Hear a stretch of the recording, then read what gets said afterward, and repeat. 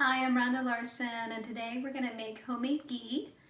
Ghee is another word for clarified butter, and traditionally it was originated from Ayurvedic traditions thousands of years ago, and they believed that it's very medicinal and sacred and a very nourishing food.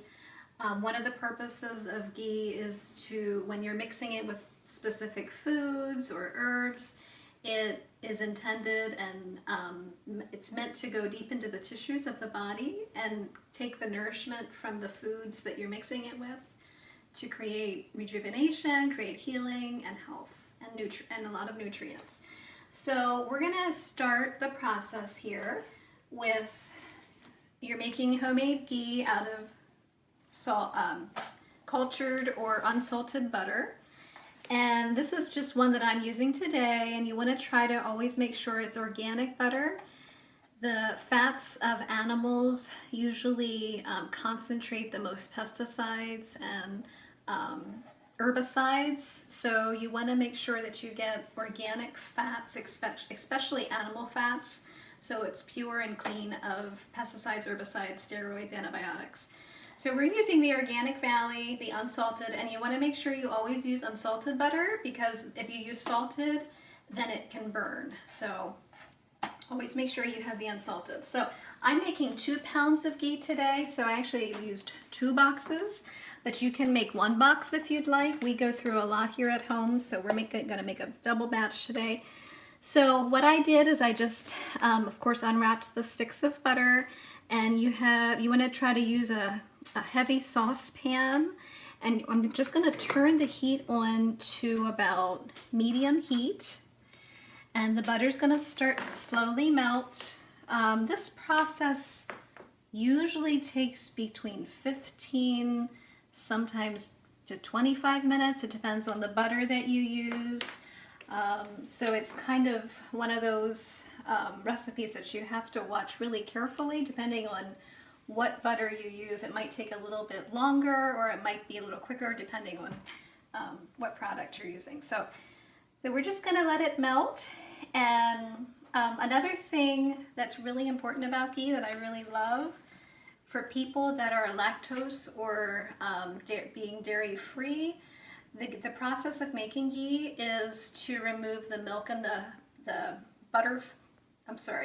milk solids and the water from the butter during the cooking process. So it actually helps to remove the casein and the lactose, and it creates a lactose casein free product. So people that are allergic to dairy or lactose can typically have ghee and without a problem. So we're just gonna have this melt, and we're gonna come back in a little bit, and I'm gonna show you the process as it's melting and what to be looking for during the finishing process.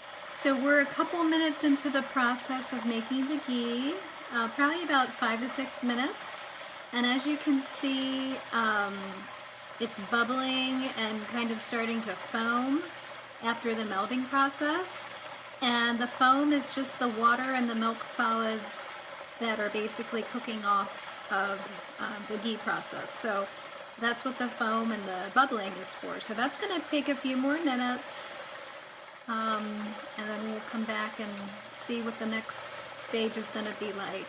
One thing I did want to say too, another really important reason for making ghee and using ghee is it's a very healthy and stable fat to use for high temperature cooking. So if you're frying or sauteing or roasting or baking, whatever you're doing for high temperature cooking, it's a very stable fat to be using. So, and the smoke point of ghee is actually 450 degrees Fahrenheit, so it is you can use it at high temperatures. Compared to like your vegetable oils, which are like soybean oil, corn oil, any other vegetable oil, even sunflower oil, safflower oil, those oils are actually they have a very low heat tolerance, and they actually oxidize and turn into trans fatty acids as you're cooking them on high heat, so they actually become toxic and they make your food basically turn your food into toxins as well. So never use vegetable oils for cooking at high temperatures.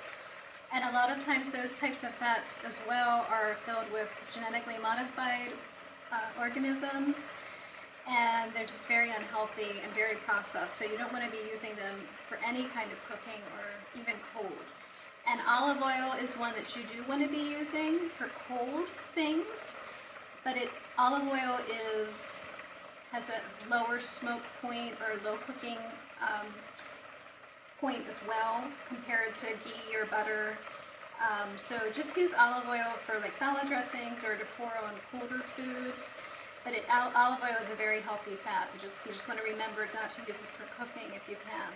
So that's another reason we love ghee, and the flavor that it instills into your food is it's delicious. It's like a nutty and a buttery flavor that it just enhances anything you're sauteing or cooking or roasting with. So it's really a delicious fat to be using. So here you start to see underneath the bubbling and the foaming has kind of died down a little bit, and now you're seeing what it looks like underneath. And right now it smells like butter melting. As the ghee is finishing or almost done, it smells like popcorn butter. So even the smell of the ghee and as it's cooking changes. So you want to be kind of looking for a popcorn buttery smell when it's all completed. Another thing I want to show you here too, as it's boiling, you can't see the bottom of the pan. It's very milky underneath and creamy still.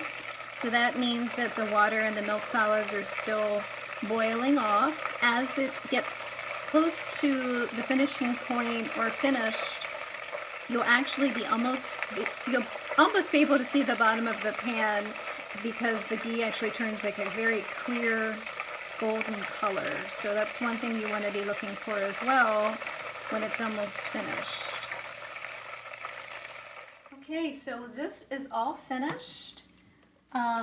As you can see, it's still bubbling a little bit, but when you start to see the brown, if you kind of tilt it, and it smells like a popcorn smell kind of, when you see the brown on the bottom of the pan, and it should be like a light to medium brown, then you know it's finished. You don't want to take it any further. So I'm going to take this finished product and I'm going to pour it through a cheesecloth.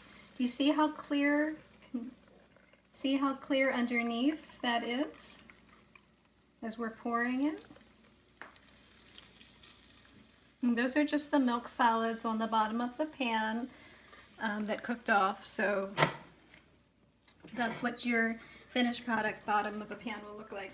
And then the cheesecloth part, you can just discard that and throw that away. Just gonna put that over there. And then this is what your finished product will look like. It's nice and clear and like a golden yellow color. And then what I do, I just pour it into little glass jelly jars and put the lids tightly on them, and you can store it at room temperature. It doesn't have to be refrigerated. Actually, ghee will stay at room temperature, safe at room temperature indefinitely. You can keep it for a long, long time and it will not spoil. So hope you enjoyed learning how to make ghee, and I hope that you incorporate this into your cooking process. Thanks for joining us. Have a great day.